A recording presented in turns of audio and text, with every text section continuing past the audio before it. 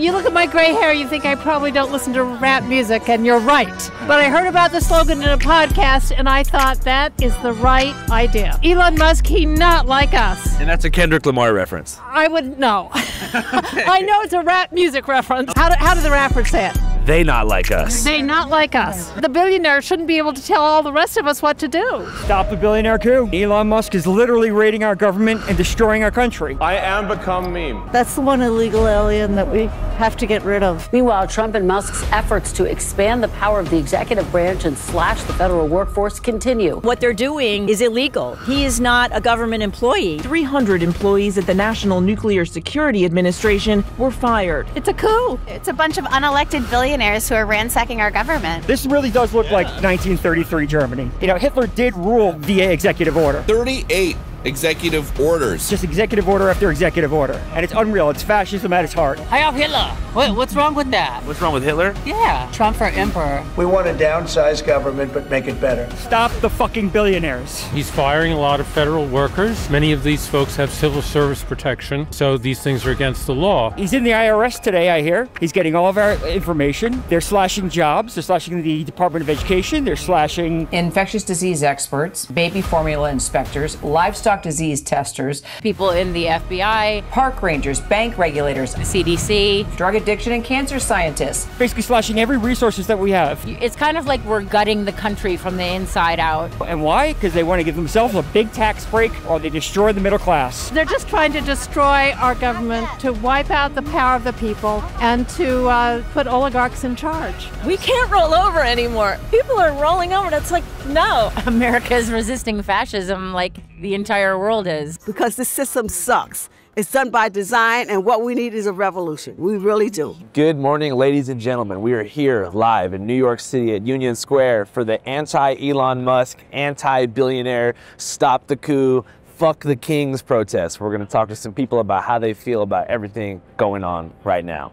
In this country, I have friends, I have family who are transgender. You can't roll back history. My friend Yvonne Ritter, who just died last year, who was one of the key people at Stonewall. For context, the Stonewall riots were a series of events that occurred after New York City police attempted to illegally raid and shut down a prominent queer bar in the 60s. It was 6 days of mayhem and is generally considered to be the launch point for the modern gay rights movement. The other day, we all woke up to see that the T was removed from the website honoring the Stonewall riots. References to transgender and queer people have been removed from the Stonewall National Monument section on the National Park Service website.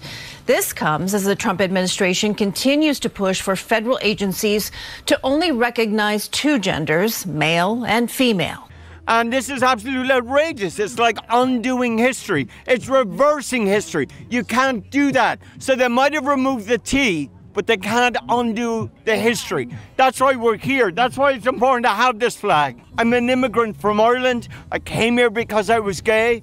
It was a criminal offense in Ireland at the time. And I came here precisely because there was room here. If you were queer, if you were gay. Now this policy is reversing that. President Trump keeps his promise to get wokeness out of the United States Armed Forces as he signs multiple executive orders to reshape the military. And late today at the White House, President Trump signing an executive order banning transgender women from competing in women's sports. The administration has issued orders for hospitals, for instance, to stop providing health care for young people, for children, for adults who are transgender. President Trump recently signed an executive order halting federal support for gender-affirming health care for people under 19 years of age. Can you imagine being in the middle of treatment and all of a sudden a directive comes from Washington to stop that treatment?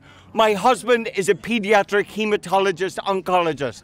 I've been inspired by him as I watched him care for children with sickle cell and with cancer. And I understand how important trials are and research. So the cuts, the directives from Washington have literally cut and threatened the life, therefore, of many children across America and young people. The Trump administration has told federal health agencies to pause external communications. So it's very practical. It's not just rhetoric. It literally impacts real lives, families who love their children, who care for their families. He's acting like a king or wannabe dictator, and I think it's pathetic. This country is moving very rapidly under Trump into an authoritarian form of society. We have a government where powers are supposed to be separated between equal branches. The executive branch is not authorized to simply defund programs that have been appropriated by Congress. They're seizing power, they're firing civil service members to put in loyalists. Overnight, President Trump firing the nation's top military leadership in an unprecedented purge. The Republican Congress is not checking him on this. They're too timid to do so, and that's why I'm here. I hope we can get back to the democracy we've had for 250 years. What are some of the executive orders that you found most egregious in this first month of the new term? Oh, end of birthright citizenship, without a doubt. President Trump's executive order to end birthright citizenship has kicked off an unprecedented legal battle over immigration policy. I'm also worried about there's a bill been introduced in the House to make a national ban on abortion. I think the executive orders firing inspector generals, I would say, because they are the watchdogs of our society. Within days of taking office, President Trump fired more than 17 inspectors general across the federal government. Eliminating any DEI in government programs, which has frightened other agencies and people to stop teaching history and stop teaching about our true history. And all agencies were directed to put DEI staff on leave. Employees ordered to remove pronouns from their signatures. Diversity inclusion programs shuttered. You know, I stand by DEI. I'm not going to give up on these terms. Language is structural. It's not just a matter of, exchanging DEI with excellence. I think you have to stick and fight for these terms that we've so hard fought to have inserted in our institutions. I'm active in the cultural world, and I don't let go of it so quickly. And why do you think they're attacking it so much? Because they are racist and equate any challenge to the economic system in this country with people who are not white, and it's actually the opposite. Without immigrants or people who represent diversity in very different aspects, we would be in a much, much, much worse condition. Tonight, Walmart joining a growing list of companies rolling back diversity, equity, and inclusion initiatives. Why do you think there is so much focus on DEI right now? Because I always think scapegoating people is easy, and I think that they're racists. Stop the fucking billionaires. Top 5 worst billionaires, what comes to mind? Well, Elon Musk, Donald Trump, if he actually is a billionaire. Bill Gates, pretty bad, but not as bad as Jeff Bezos. And trying to think of another one. Larry Fink. Larry Fink. There you go. Zuckerberg's also a fucking terrible billionaire. As far as wealth distribution goes, do you feel like anybody should be a billionaire? Probably not. But the thing is that what's more important is that the billionaire shouldn't be able to tell all the rest of us what to do. Right. I think they can earn $1 billion, but then they have to have fair taxation. How billionaire Jeff Bezos pays 0 in taxes. Because we want to encourage people, and to be, you've hit my main issue here, but they hate the government. The government is set up for them to succeed. The same goes for larger corporations. Smaller companies barely survived the pandemic, while larger corporations simply coasted through. The reason for this was the higher taxes. And they get a lot of benefits from it. Everybody knows, right? Elon has billions in government contracts, et cetera, especially his space program. SpaceX alone has received $19 billion from the federal government, and it is poised to take in several billion a year. At the president's request. Does that present a conflict of interest for you? No, because first of all, I'm not the one, filing the contract. It's people at SpaceX or someone who will be putting for the contract. He is living off government contracts and cutting off USAID to countries that are desperately in need of food. Meanwhile, he's sitting on piles of cash. Backlash after Elon Musk seized control of USAID, the agency that provides U.S. humanitarian assistance around the world. Oh, the USAID is ridiculous, and the lies around it are unreal. And if you turn on Fox News, it's literally just a propaganda machine. Angry Democrats throwing a hissy fit after Elon Musk dropped the Doge hammer on the Hunter Biden of government agencies. Supposedly there's $200 million worth of food that's being held up in ports right now. Condoms that need to go to Africa. AIDS medication. It's ridiculous. Around the world, we are doing important medicine to help things from getting out of hand, like COVID. You know, those things, we are a big interconnected world. Those things come here. All the money to fight diseases in other countries, that's going to come back to bite us when those diseases land here on our shores. But hell, I don't want Ebola to come here and mutate. I don't want AIDS to mutate because, like...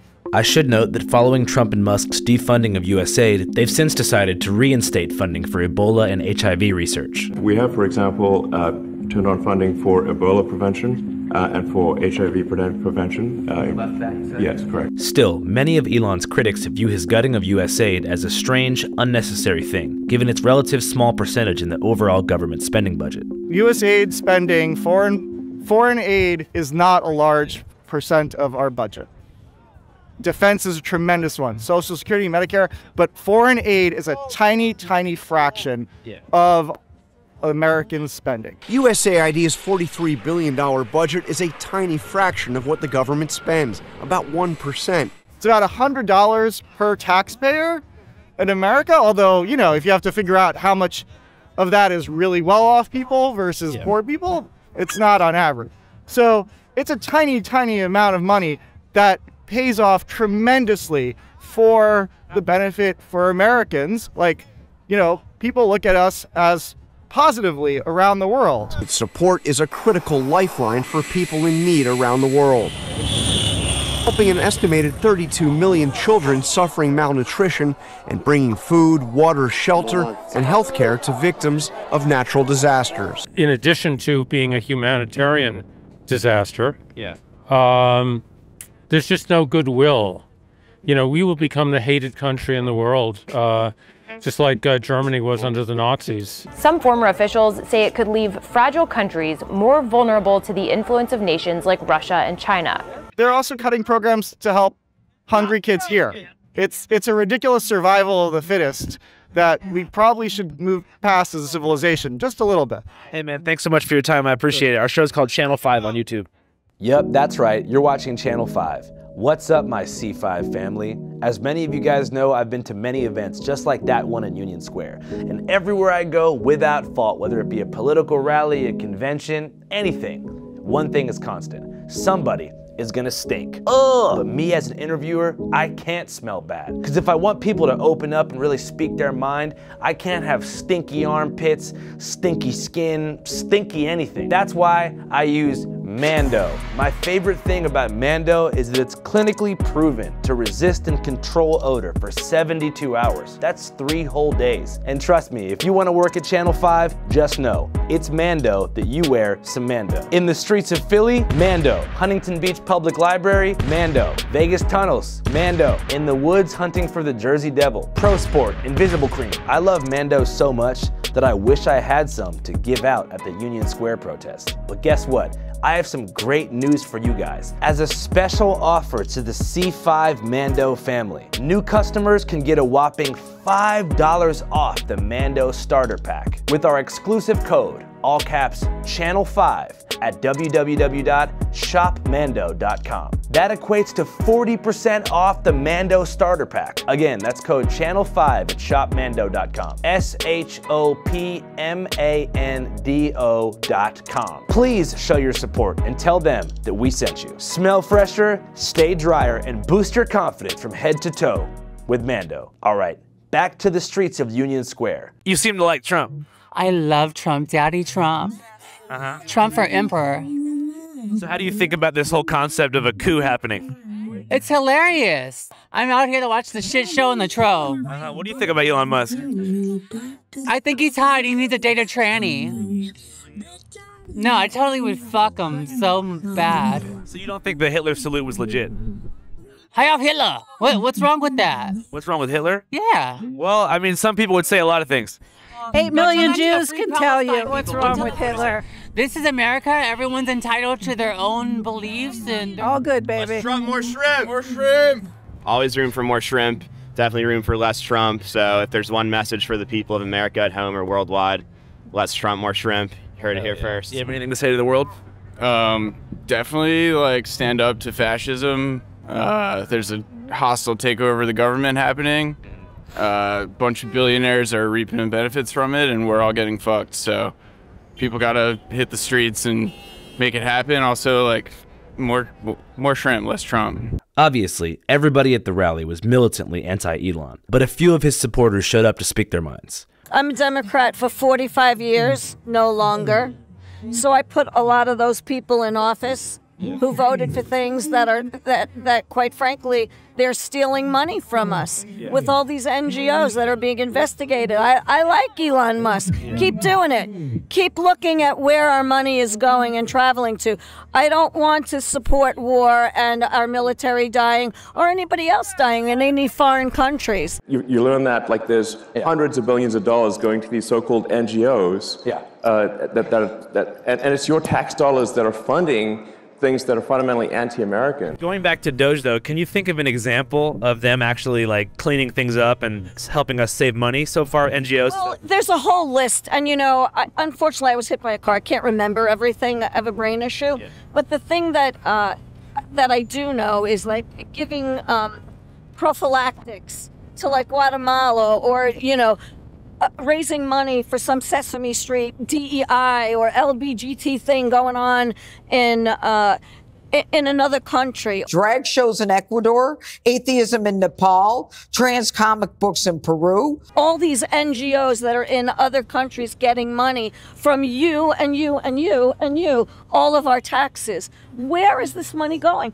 I like the Doge. I want to know where my money's going. Yeah. I want to know why I can't afford to buy a steak, which is $22. I want to know why I can't afford to buy eggs. Well, I would think it has something to do with the weapons manufacturers that are being subsidized by government contracts as opposed to DEI initiatives. Well, you know, the military-industrial complex has definitely been infiltrated with people who are corrupt, and I agree with you. And I hope that those contracts are looked at and found out and killed and canceled. And I hope people are held accountable and go to jail. But what you said is also true about what a lot of people in the recovery community call the nonprofit industrial complex, which is these massive NGOs that are being funded and the money goes nowhere, just to salaries for activists. Not only salaries for activists, but also many of these NGOs are semi-sophisticated money laundering operations for billionaires who embed their wealth in nonprofits to avoid paying taxes. Elon Musk himself owns a $5 billion charity called the Musk Foundation with no employees or staff. And notable other billionaires and Trump allies like Jeff Bezos owns a $100 million nonprofit with the stated goal of combating homelessness, or rather funding partner organizations who take that money and then go fight homelessness in the city of Seattle of all places, where nothing has significantly changed. But that doesn't seem to really concern wealthy NGO and nonprofit investors like Musk and Bezos. After all, it's not just for PR and tax purposes. As scholar Ruth Wilson Gilmore puts it, the nonprofit industrial complex is also dependent on surveillance and control. The rich have a vested interest in maintaining the status quo,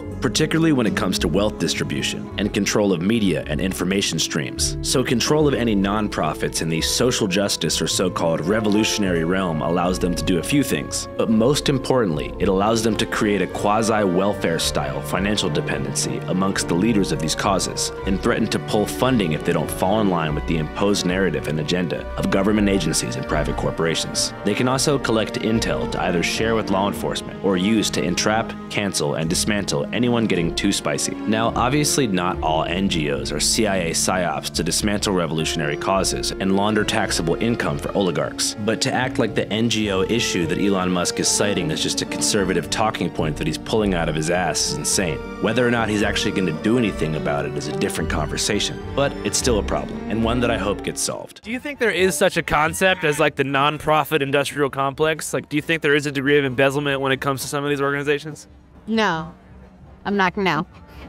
Don't think I think nonprofits have stepped in to do the work that the government does not. Yeah. And so they're doing really important work, like providing free legal services to undocumented immigrants, providing health care where our system doesn't provide it. So I think they're doing really critical life-saving work. And without nonprofits holding up a system that is, not serving everyone, people won't get care, they won't get legal representation, they won't get the services they need. Channel 5 live worldwide, Hollywood and Vine. Fuck the authority, Channel 5 News. Channel 55, we don't fuck with custers. And 5 is the best number.